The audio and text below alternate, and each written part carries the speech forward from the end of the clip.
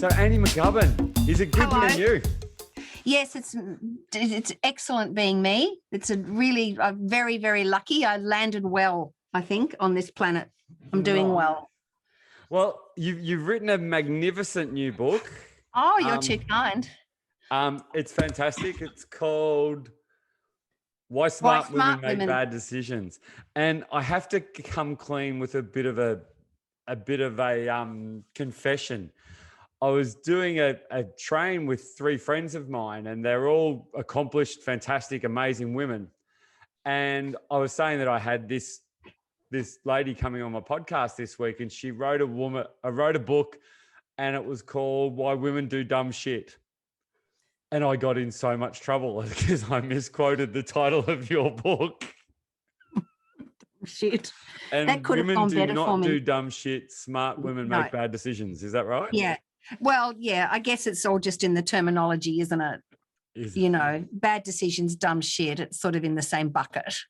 So tell me what inspired you to write why smart women make bad decisions? Tell me all about it. So, number of reasons. One is that I have a lot of very, very smart friends, and I'm of a certain age now, and I have watched them sort of careen into some fairly disastrous relationships over their lives, and make some pretty bad decisions.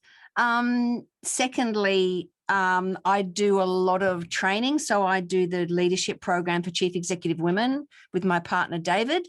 Okay. So among other, I do a lot of leadership training. And so I've seen thousands of women, and I've heard thousands of stories, and the repetition of the mistakes that they make and why they make them sort of started lodging in my brain. And I thought, how can we address this? How can we address this so that we can sort of collate all the mistakes and go, this is a very common mistake that we make. Why do we make it? And how can we ameliorate it? So I guess it's sort of that. Plus, I'm an actor by trade.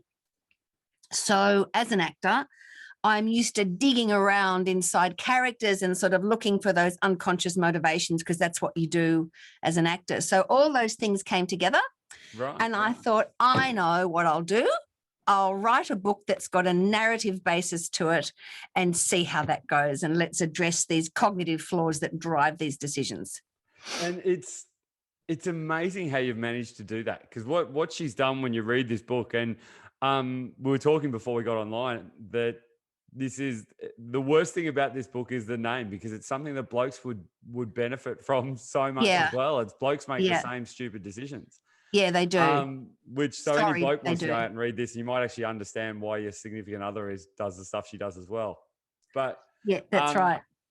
You've written it in a really unique way. I kind of described it as Bridget Jones's diary meets Thinking Fast and Slow. Yeah. And tell us how you came up with that, and first describe what it is and how you came up with that idea. So I was doing a program. It was Chief Executive Women in Sydney, and I was banging on to the group about magical thinking and about the way we sort of endow things that happen out in our lives with meaning, when actually I don't think there is any meaning, and how this confuses us. And this woman on the course, she put a hand up and she said that the week before she'd had to fly from Melbourne to Sydney. So first of all, she's in an office and the meetings run really, really late. So she's already late for the flight.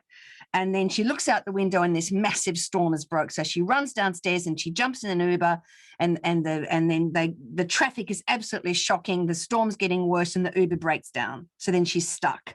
So she jumps out of the Uber. She gets into a cab. It's now about 25 minutes to get to the gate. The traffic's shocking. The storm's getting worse. And she's starting to think to herself, something is telling me not to get on the plane. Something in the environment is telling me not to get on the plane. Okay. So she gets to the airport and she grabs her bags and she gets to the gate, and then they say the flight's cancelled, but you can get on the next one, and the storm is really, really bad. And she's standing there and she's thinking to herself, if I get on that plane, maybe I'm going against something. Maybe these incidents are telling me that this is a dangerous thing, and I actually shouldn't be doing it. Anyway, so she sort of gets herself together, gets on the plane, and then guess what happened? Nothing happened. Nothing happened. All. Nothing happened. It was just a series of unrelated events. Yeah. And it had nothing to do with her because she's not the center of the universe. And there was a storm and there was a breakdown of an Uber and all those things, but it actually didn't mean anything. Mm-hmm. And I thought about that and I thought her narrative explained this notion of magical thinking much more than the technical explanation did. So I thought to myself, why don't I write a book that has a story behind it, and the story of a woman who encounters things through the course of her life. She has a terrible relationship with a narcissist, and that breaks down, but she wants him back. And then she does all this stuff around magical thinking, and she tries to do some sort of creative visualization and get him back. And then she has a performance review, and she goes away for a weekend, and she climbs out of a window, and she makes a series of terrible decisions. And we get to hear her internal monologue, which I think most women would relate to, the internal monologue that goes through our brains that sort of runs things, and it's pretty negative, and then ends up sort of helping us to make these bad decisions because our behavior is not optimum. So I wrote a story, and at the end of every chapter, I've got, this is what Kat was thinking, and these are the flaws, these are the biases that are causing her thinking to go in this direction, which is then affecting her behavior. So it's a narrative. It's like a novel, and it's comedic, because I thought, I've read a lot of books on behavioral economics. I'm going to butt in there because an author can never tell everyone else how funny their book is. So I'm going to do it for you. It is fucking hilarious. I was cacking myself. She's come up with some. You've come up with some, Virgo vegan that's going around a party handing out nutty flavored parcels of kitchen sponge. Yeah. And it is absolutely hilarious. It is like, Thank you. I love Bridget Jones's diary, and it's as funny as that. It's absolutely hilarious. The metaphors that you throw in there, and how the main character is so concerned about her 2.75 kilos of being overweight. Yeah. You just manage to get these metaphors and being able to just roll them out a little bit. And every time it just makes it that tiny little bit funnier. It almost reminded me of if Tim Minchin was a woman and wrote a book, he would write this book. Okay. My God, thank you. I love Tim Minchin. It felt a little bit like that idea that you can actually make a really humorous book that you're going to learn truckloads out of, particularly about things like biases and stuff like that, which I'd love to get a little bit more into that as far as the leadership work you do, because you really do link the two of them beautifully. And it is hilarious. It's a really, really funny book. Well, I mean, I know most women I know are sort of spend most of their lives sort of chasing, to 2.75 kilos or 5 kilos or 7 kilos or something. Plus I have got a fairly anxious nature myself. So it is not difficult for me to dive into those. I have anxiety in different areas. So, for instance, Kat has anxiety about speaking up in a meeting. Mm-hmm. It really, really sets Kat her is off. The main character of the book. That's the main character. Kat has a lot of trouble speaking up in a meeting. Kat has social anxiety. I don't have either of those things, but I have other anxieties. So I understand an anxious brain. And I understand the repetitious nature of an anxious brain and how it can absolutely cling on to ideas that are just not helpful. Yeah. And that's exactly what she does in the whole thing, doesn't she? She talks herself out of it. I actually have a little bit of an issue with how, as a society, we talk about anxiety. What about it? What do you think? Well, we talk about anxiety if it's part of us rather than it's a feeling. Like no one ever describes it. It's cold in Sydney today, and you've described it, as it's cold. You aren't a cold person. You're just feeling cold. And I Yeah. think a lot of the time we Yep. dub anxiety as a personality trait when it's actually Yep. just something we're feeling. Yeah, that's so true. And I know that they say that if you can separate yourself from it, I'm feeling anxious this morning. I'm feeling some anxiety as opposed to I am anxious. That's Yeah. absolutely right. It's amazing. That's It's almost that absolutely little right. bit of Viktor Frankl of putting a bit Distance. of a gap between Yeah, between your absolutely. stimulus and your response. By saying I'm feeling anxious, Yeah, that makes it a feeling rather than, I am my name's anxious. Annie and I've got brown hair. Yeah, that's right. That's right. Do you know Yeah, what I mean? absolutely. Yeah, And totally. I actually think that's something that, and your book, I think, would do that a little bit, would actually help people put a little bit of a gap between what they're thinking and being a little bit critical as to whether their thinking is actually true, whether it is actually helpful, and whether it's something they should continue thinking like that or not. Absolutely. But it's so quick, isn't it? Our reactive time is so quick. And just the idea that, if I have an intuitive response to something, it absolutely has to be right, sort of leads us into that area where we think, well, if I think that, it must be right. Well, that's not right. Just your intuition can be dazzlingly brilliant sometimes and way off piste other times. And I think that's a big part of the journey of Kat, the lead character, is that sometimes her intuition is right on and sometimes it's really inaccurate. Yeah. As we talked before about this being, Bridget Jones meets Daniel Kahneman. Yeah. Daniel Kahneman, for anyone who doesn't know, he is a psychologist that got a PhD in economics. And one of the things he talks about is that intuition's a really good thing, but we've got to delay it. Yeah, exactly. And if we delay intuition and if we look at things, look at the individual parts of whatever we want to look at and then delay the intuition, we actually end up with better intuition. Yeah. And I think absolutely. that's kind of what you're trying to get Kat to do in the book. It is. It's like, I think I say, and I have to make a really strong point about that, is if you are sensing danger, if your intuition tells you not to get in the car with someone that you've just met at a party or something, you're walking across a dark car park late at night and something tells you that there's danger afoot, you should absolutely 100% trust it.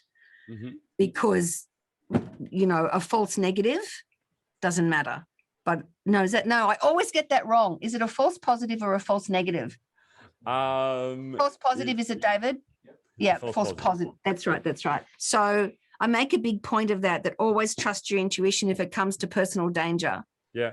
Well, one of the things you talked about, and I love that I'm a massive fan of evolutionary biology, that we do stuff because cavemen do shit. All right. I'm a massive fan of that. And you actually explain that beautifully in the book when you talk about, if you're standing there and you hear a rustle in the bushes, it might be a lion or it might be the wind. Exactly. Exactly. Yeah. And is that what you're meaning by that intuition side of things? That if you get it wrong, there's no downside to it? There's no downside. Okay. So, you had a reaction. It was the wind. Okay. Never mind. You live to see another day. You ignored the intuitive response and you become a lion's dinner. Then and I think I talk about that, that person that ignored it. I think that was Miriam's friend. It's Miriam and Philip in the bush, right? Because Philip discovered fire. That's right. And Harriet as well.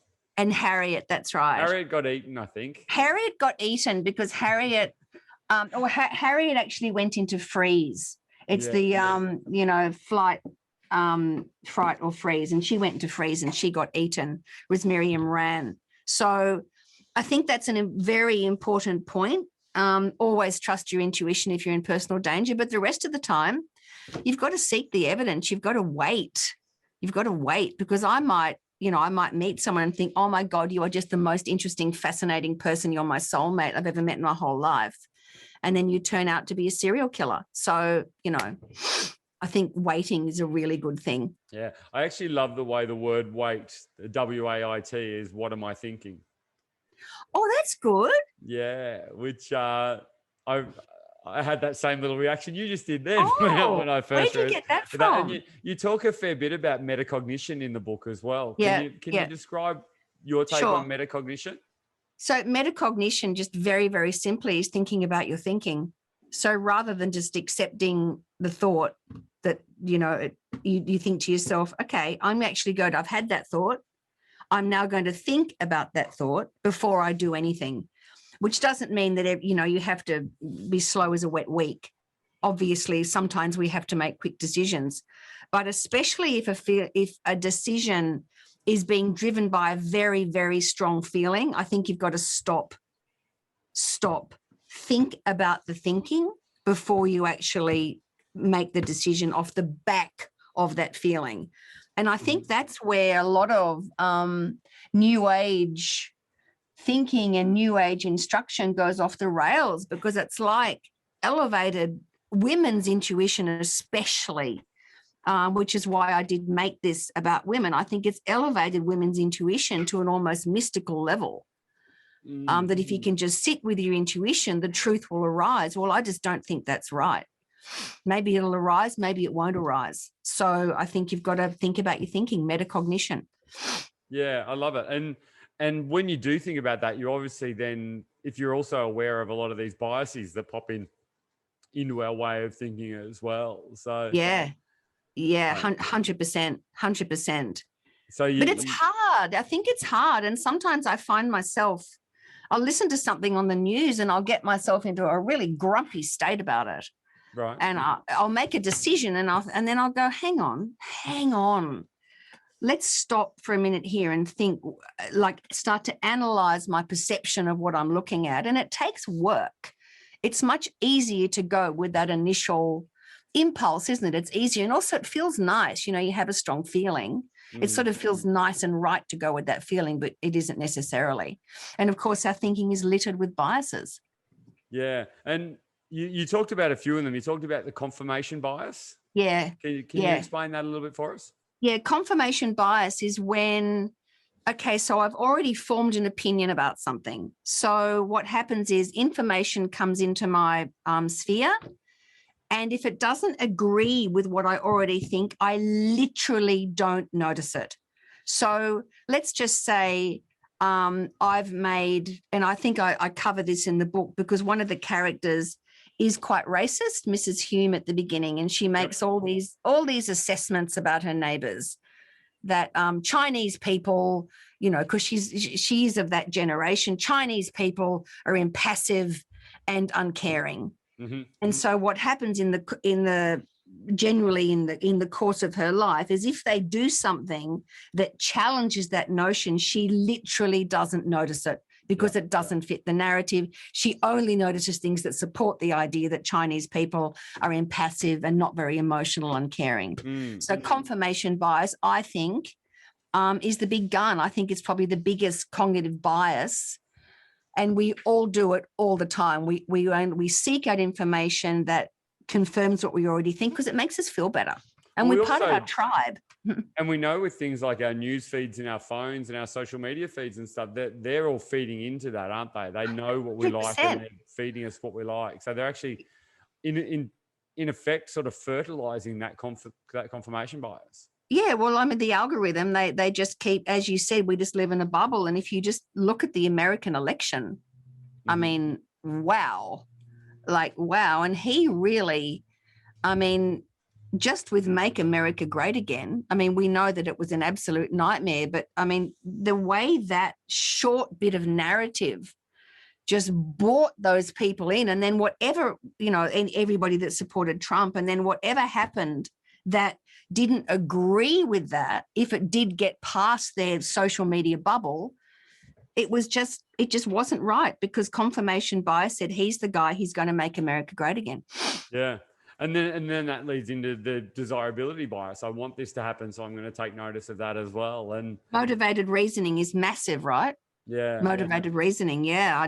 I want this to be right so badly, so I'm going to think it is right. And I'm going to only talk to people around me that agree with me. And I'm only going to look at a news feed that supports me. And you can live in that bubble quite happily, really, but it's disastrous. So you work a lot with leaders, particularly female CEOs. I do. How do you go with wrestling that, almost that identity that their intuition's part of what got them there, yet it's also feeding into these biases that are less than helpful? How do you go working with the people that you work with to sort of, get them to stop and wait and think about these things? What do you do? So what we do is we go through the biases, and then we say to them, okay, so let's go into a little group and have a chat so that they've sort of got some privacy around it. And let's start looking at the last couple of years and see, now that you understand these biases, how many of these biases have played into business decisions in your business that have resulted in something negative. Right. So they get to go, okay, well, we had the consistency bias. So we made a business decision back in April. There were clear signals that along the way that was not going to work, but we kept at it because of the consistency bias. Yep. We only saw what we want to see, confirmation bias. We had a lot of motivated reasoning, the halo effect. We got somebody in from Google, and we were just, the halo effect. They were like, they were shining above their head because we thought they brought such a great narrative with them. And we just couldn't look at the fact that actually the decisions they were making were not helping us. So they get to see how. And we also have that survivorship bias, particularly when you talk about ones like Google. Like, if you have a smart friend that knows something about computers in a garage, you could build the next Apple. And it's just, that's right. Lots of people had a garage and a smart friend that knew something about computers, but there was only one Steve Jobs. Yeah, exactly. So we have that survivorship bias as well that can fit into that same thing, don't we? Absolutely. And so I mean, the big thing is just getting people to see.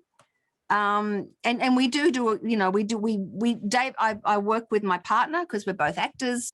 So we do this thing when we're working with leaders. We actually will play out a scene in front of the room. And once you play out a scene and you can see it live in front of you of two people communicating where the bias is infiltrating their thinking, it's much easier for people to go, oh, okay, yeah, actually, I do see that in the business. That's exactly what I see. So that's what we do. We do that across all the biases. Right. So we do we act scenes out. And do you give people the biases, or do you sort of say, you're going to be, this is what No, we do it. So I do it with my husband, my partner. Right. So we play it out in front of the room. Yep. So we play out a scene and then we go, that was a scene where this character had confirmation bias, or that was a scene where we were involved in the halo effect, or that was a scene that had motivated reasoning. So we play it out in front of the room, because once something is in front of you in a drama, it's much easier to understand it than just the theory. So that's what we do. That's how we do it. And I love the way you did that in the book too. You did the drama first. Yeah. You did the narrative with Kat and the hipster and all of the people that she gets involved with. And then you explained the biases and the things that were going on. And I think it's true about narrative. Narrative is the new black, and it's a bit annoying because it's sort of everywhere. But narrative and story, it's how we understand the world. It's how we grew up. So it has much greater impact than just hearing about the theory. So that's why we do it. That's why I wrote the book, because I think if you can watch Kat make terrible emotional decisions, it's much easier then to go, oh, that's what confirmation bias does. Oh, okay, as opposed to just hearing about confirmation bias theoretically. Yeah, and you really do get the whole gambit of them with Kat, don't you? And her neighbours as well. Like you talked about Mrs. Hume, her neighbour who was racist and ageist and all of that sort of stuff. But she had a little penny drop moment fairly early on in proceedings, and she realised that she was lonely and miserable because she had all of these biases. And she did. And I felt sad for Mrs. Hume when I wrote her, because she had such a miserable time. And I think we understand that telling someone that they're wrong and telling someone that they're racist doesn't work. It's an emotional experience where someone has exhibited kindness towards somebody. That's what shifts people, an emotional event. And for her, it was the fact, because she was also homophobic. She was homophobic and she was racist. Mm-hmm. And she was ageist as well. She was very much against the young people. Yeah, she was. She had the whole gamut. If there was a bias, she had it. She was kind of like a female elf off Home and Away. Yeah, she was. That's exactly right. And of course, she'd come downstairs to talk to Kat, because she'd heard that there was a cat Yes. And she was anti-cat in the units. And of course, then the character, not the cat, the animal, burst into tears when she sees her. And then Mrs. Hume has to stand there sort of with her arms around this emotional girl. And then all the neighbours arrive. Chardonnay poured down her back. Yeah, with Chardonnay down her back. And then Mr. Kovacic arrives, and he's, of course, loud and Croatian and has that sort of accent. And she doesn't like that because she doesn't think people should, be here and not they should be in there. All that. She had all that going on. And then the Kovacics have a gay daughter, which she's also appalled about because people clearly shouldn't be gay. Yes. And then it's this kindness of the neighbors, just these moments, these tiny moments when the girl has put a hand on her shoulder and given her a cup of tea, and something in her just breaks. And she understands that there is a world of people that she could be talking to and communicating with, and it completely turns her around. And I think that's a lesson both all generations in Australia need to understand. We've kind of lost that. We've lost the links in the chains between our generations a little bit lately. Yeah.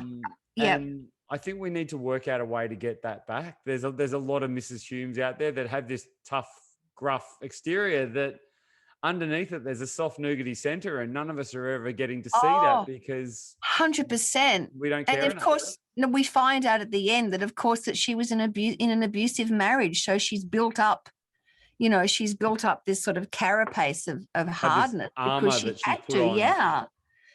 And it's the kindness that breaks through that, because they don't judge her.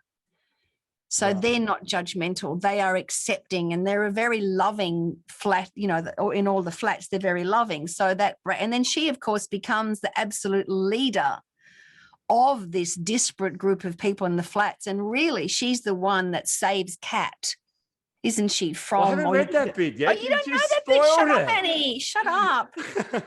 Oh, shut up. Okay. That's okay. That's okay. It's not. Oh, my God. But it's nothing. Forget I said that. Well, forget you said that. But it is a beautiful narrative about how people work. And the why smart women make bad decisions is it sums it up beautifully, but it sums it up for everyone. I was really worried about coming on this. You sort of think about things that you get concerned about. I was really worried about coming on this as a middle-aged, white bloke and sort of check your privilege and not sounding like a sexist arsehole or anything like that. But it's everything about her. I think a lot of blokes do the same thing. We perhaps just don't. You just don't talk about it as much, don't you think? Yeah, I do. We have all of the problems Kat goes through. A few of them I'm like, you're probably being, I don't change clothes 5 times. I actually get dressed in the dark and don't even care what I'm wearing. So exactly, yeah, a little bit different. But you can see all of those things happening, and I think they go across ages, they go across genders, they go across races and sexual stereotypes and stuff. So all 100%. Of these things are just part of being human. So if you're a bloke listening to this, read this book, because you're going to feel a bit weird sitting there with why women make bad decisions, but it's a really good book. I thoroughly enjoyed it.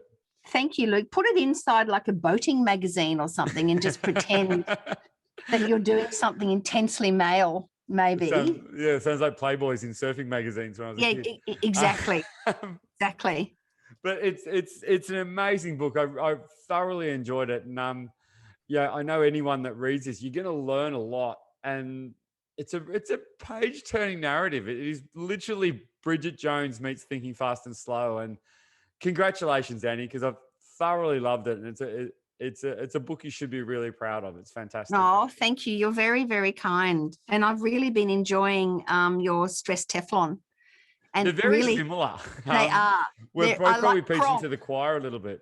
Fortunately, Annie is 1,000 times better writer than I am. And her book is actually am not.